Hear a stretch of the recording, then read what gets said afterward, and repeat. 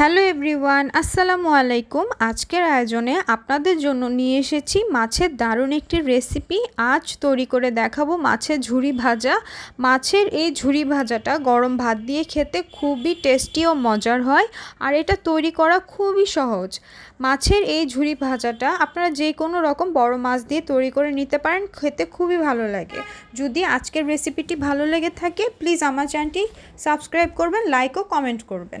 তো প্রথমেই আমি মাছের লেজগুলো নিয়ে নিয়েছি। আপনারা চাইলে যে কোনো রকমের মাছ দিয়ে এই মাছের ঝোড়াটা করতে পারেন। তারপর এখানে হাফ চা চামচের মতো লবণ, হলুদ ও মরিচের গুঁড়া দিয়ে ভালো মতো মেখে নিয়েছি।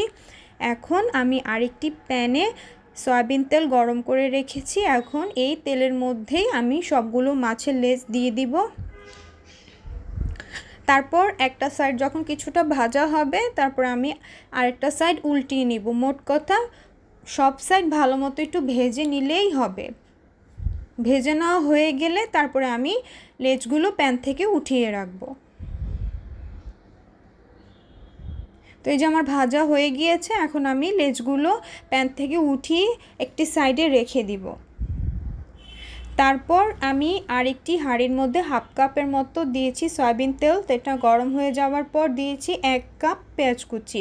এই রেসিপিতে পেঁয়াজের পরিমাণটা একটু বেশি দিতে হয়। তারপর পেঁয়াজটা যখন কিছুটা পরিমাণ গোল্ডেন ব্রাউন কালার চলে আসবে তারপরে এখানে আমি দিব মিডিয়াম সাইজের 2টা টমেটো কুচি করে দিয়েছি এখানে আমি। তারপর এখানে আমি হাফ চা চামচের মতো লবণ, হাফ চা চামচ হলুদ এবং হাফ চা চামচের মতো লাল মরিচের গুঁড়া দিয়েছি। লবণটা কিছুটা কমিয়ে দিবেন, যেহেতু মাছটাও কিন্তু আমরা লবণ দিয়েই ভেজেছি। তারপরে লাগলে টেস্ট করে দেওয়া যেতে পারে। তো তারপরে মশলাটা কিছুটা মিক্স করে একটু পানি দিয়ে আমি আবার একটু ভালো মতো মিক্স করে নিব, যাতে আমার টমেটোটা ভালো মতো গলে যায় এবং মশলার কাঁচা গন্ধটাও যাতে চলে যায়। ঢাকনা দিয়ে কিছুটা পরিমাণ কষিয়ে নিচ্ছি। তো এখন ঢাকনাটা উঠিয়ে নিয়েছি। দেখেন আমার টমেটোটাও গলে গিয়েছে এবং মশলাটা খুব ভালো মতো কষে গেছে। এখন এইখানের মধ্যে আমি আগে থেকে যে মাছটা ভেজে রেখেছিলাম, মাছটা আমি কাঁটাটা বেছে রেখেছি। এখন সেই মাছের ঝুড়াটা আমি এই মশলার মধ্যে দিয়ে দিয়েছি। দিয়ে এখন মশলার সাথেই মাছটা আমি খুব ভালো মতো একটু মিক্স করে নিব।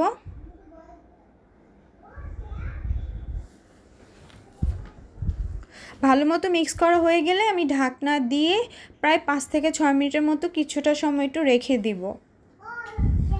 5 থেকে 6 মিনিট পর আমি আবারও ঢাকনাটা খুলে নিয়েছি। দেখেন অলরেডি নিচটা একটু লেগে গেছে, মানে একটু ভাজা ভাজা হয়ে যাচ্ছে।